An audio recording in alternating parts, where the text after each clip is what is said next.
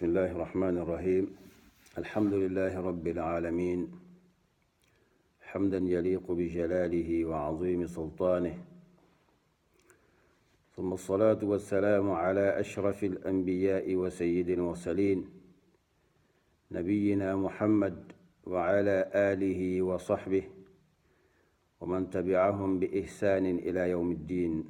أما بعد، أحبتي في الله، معشر السادة، طبتم وطابت ممشاكم وتبوأتم من الجنة مقعدا، ومرحبا بكم بقدوم شهر رمضان المبارك. أمي على تنو كعلى السنية كعلى بركة من سمني تنو كان وكفي أمي صلي كدم في النفس منتك محمد صلى الله عليه وسلم كسي نما على مجرلانية أنا على سومولو أنا دونكولو أنا على صحابة بربرلو أني موموني تنالا كلا تاسلاك هنك تسي ولي لوما مرمان سادلي على ملايا فلا بلا دنما بدنو أنا بيبالو إن شاء الله أبينا بوري sunkaro le kan. Sunkaro dese préparer la jombolo nyame ba to la fitini nyame de kan sunkaro yedo insha Allah.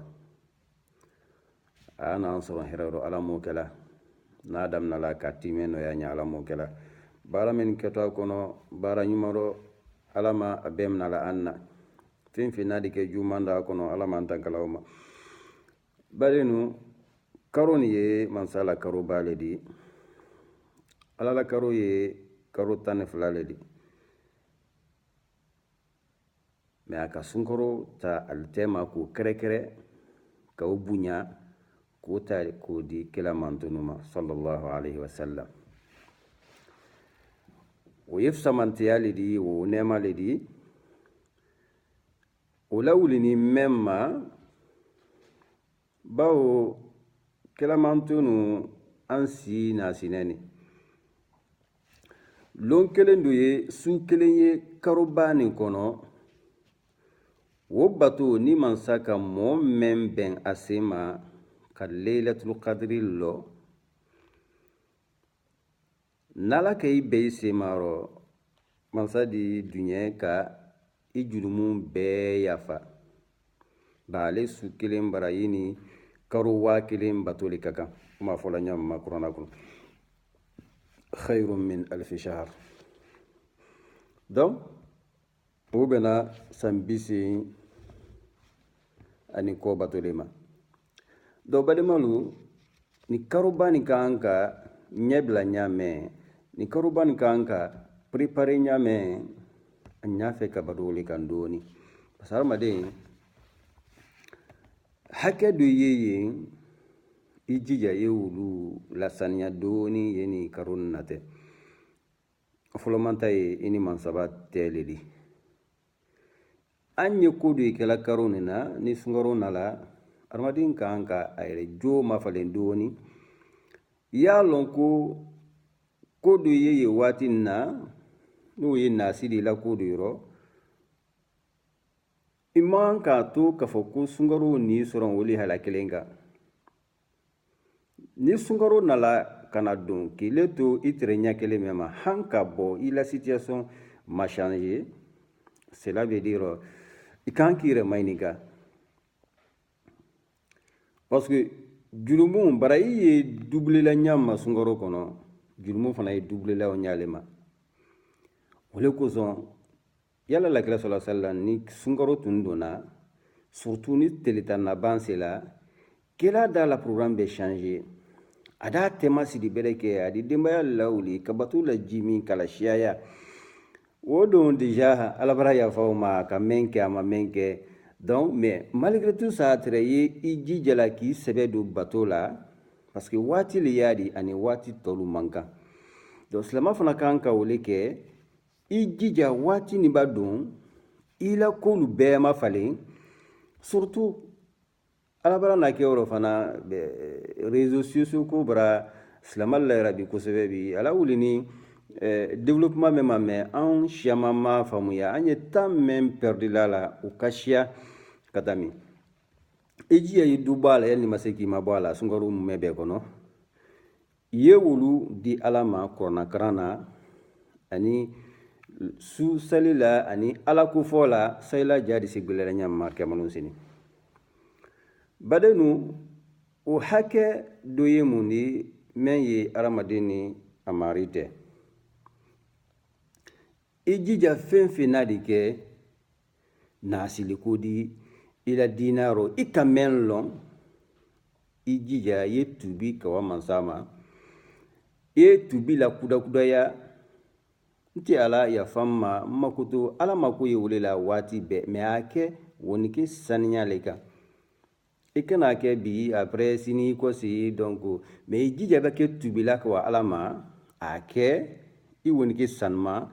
donc a kana kɛ muna foyi t'a di après i kɔsi a ma donc mais de toute façon mansa y'a deli an fɛ an y'an kɔsi a ma waati bɛɛ wele dun ma ale ala ɲɛ donc a filanan ye adamaden hakɛ le di hakɛ min ye an ni an buna adamaden ɲɔnu tɛ o ye hakɛ le di minnu ka bon ala tɛ se yafala o dɔ parce que o y'an gbansan ni ɲɔgɔn tɛ fo an gbansan de ye o labɛn an ni ɲɔgɔn tɛ donc i jija min ta b'a k'i fɛ i y'o rendu min na hakɛ b'a k'i fɛ i n'o ma kɛ min tɔɲɔ na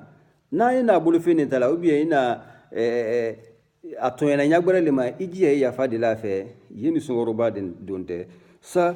i la barayilu o kana na kɛ sababu di ka i la batolu bloqué mansa bolo donc yafa deli alu fɛ i kɔse alu ma wole duma i la bi ni ka kɛ o jila lebu di ba o kunna yiri ni di i ma ye ni lon natɛ sela sini i b'a kɛ hakɛw la sela lon mɛnɛ o tɛna la sela wodiro a tɛna la sela saninɔ a la seitɔ i la baara ɲuman le yɔrɔ i la baara ɲuman le tatɔ k'o di i la jurumanti ma mɔgɔ min na juru i la k'o di o ma donc ni jurumanti bɛɛ nala ka na i la baara ɲuman ta ko dɔ fada i ni ɲɔgɔn tɛ a tɔ de to jurumu gbansan ma après o la jurumu n'a ka sɔrɔ han tɛ hakɛti li ye o ye le natɔ ka i la jurumu ta la ka a bila i la jurumu kan ka ban mɛlɛkɛ yi di jamarika yi ta kɔ yi di jahanama kɔnɔ ala man tankalaw ma donc badi n'an ye silan hakɛ ɲɛ hakɛ dɔnmani na bonba a b'a kɛ i ni mɔmɔ tɛ i jija y'a bɔ ye wole ka fisa parce que hali duɲa nin dɔ yan ala ko le mɔgɔ min tɔɲɔni a ko la ansurannaka walaw ba'da hin wallahi n bi n'i ma dɛmɛ n di hakɛ d'i ma yali n'a mɛnna le i kana sika i kana tama ye n bi hakɛ randi k'a d'i ma inshallah a ba mɛ ɲɛɲa kan i y'a lɔn fana ile tɔɲɔn tɛ yen i ye mɔgɔ min tɔɲɔn na a t'i tɛ sunɔgɔ la ala ka waati bɛɛ su ni tele a ye danka la danka dɔ ye fɛn min de ye danka ye tuɲa le fɛ ni danka kɛla tuɲa kan a yɛlɛla le s'a ma mansa la hijabu foyi t'a ni mansaba tɛ o m'a fɔ ni ɲamima donc i kɛna o minimiser fɛn de ye o de ale le hadamaden nanɔ la ale le hadamaden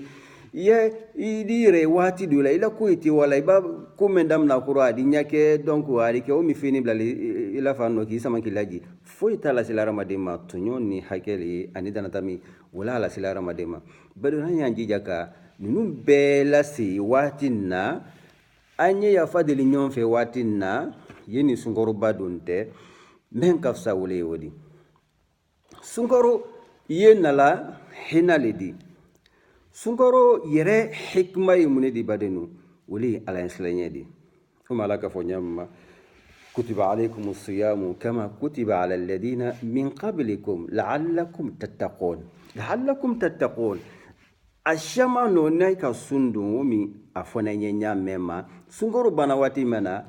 a di do fara ala ɲɛ silaɲɛ kan ala ma wole kɛla ɲɛ parce que hadamaden ni sunkaro nala ka ban ile ma changement ye ila ko yi dɔ i kan ka sika kosɛbɛ est ce que ne la bato mina ni ou bien na bato ma mina ala bolo donc sunkaro banna yɔrɔ i profite la le sa ala ɲɛsilaɲɛ maximum ye minimum ye fɛn min de i y'o dɔɔni sɔrɔ dole fara ila ala ɲɛ silaɲɛ ka ala ka loolon donc ala silaɲɛ don augmenter la le ni hadamaden ma donna ala la fo ni hadamaden tamina ma donna ala la bato yɔrɔ nafila yɔrɔ masa fana da tama a ma donna la don doni ha idi na se yɔrɔ ala yɛrɛ di garanti la ko bɛɛ la parce que ala kira gurfa sallallahu alaihi wasallam وما تقرب إلي عبدي بالنوافل حتى أحبه فإن أحببته كنت سمعه الذي يسمع به وبصره الذي يبصر به donc كنا جون أتولى أمدنا النافلة سليرو هني على داكني مباكني donc ndika nyadi ndika buludi aba foi delin fenda dama right donc jon yi maduna ala la bedeke ala ramaden kan nale kasro ay yoro kilime ile maboni ala la ile tisela ala ma fi ba do boden wati mena donc ya longa foko idi do ke mais ita fola ka foko vraiment nya fe na do umna wati mena na kasro maduni man sabala bedeke ashamano ni ka do ke kodo alimina mais ni kayla do wora me atimina la ya long foko erreur do ye ele ma ko te sela moma fo il était sela ala ma fo ima ko bake wati mena donc ko le di menka gbele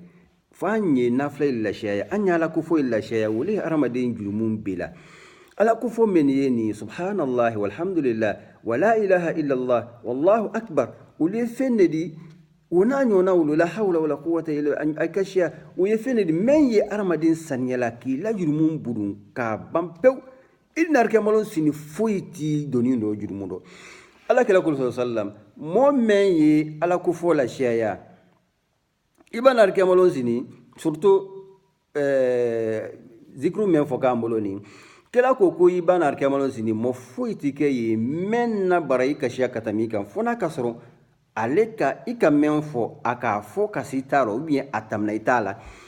donc mais ni wolete mo men itula nunu fola zikru na shela wati be adi julumum ban adi ma do alala donc ididia alanye donc bade malu anya njanto yoro nunu ko sebe meni fenne di mendi aramade madu alala bereke bo sungoro do wati ledi sungoro ye julumu yafa wati ledi donc fem mendi sikala kana julumunu be kam madu kan ni masaba ke yoro kele masai hina na kana do arjina kono anka bo slide ledi anka bo bara ledi donc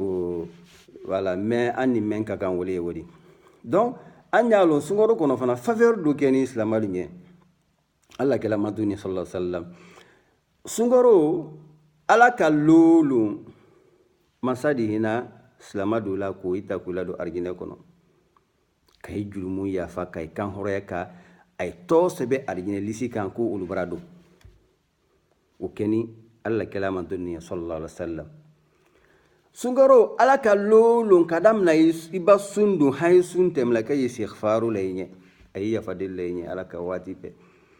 ya donc na fola ko na ala la melaka wulu menti jurumu kala ka fo ko ye jurumu ya fadil ile fe ala nye ko ka juru ile jurumu ya fakila do arjine kono wa soroni ka fo ile do beni volumunu ile preni i jurumu bankama mena ka soron ka fo ko i prente donc au faveur o doa ki jan sunto dakasa mansaba ko kasa duma alenye katam parfenka yoraye armadem basundo donc tele sila wati na dai dakasa brabo dakasa membono la kana kina ka ko julu ala ko suma duma alenye katami parfenka ala ba mendi fana karo e bana wati mena mansabra be julmu yafa ka yafa bema kala do arjina kono ala mo udilanden aluma donc bade mawlu anka men sorombi bi badoro sungoro badoro wole kala wodi ben sima ya ala le bolo am ben yan sima yoro meno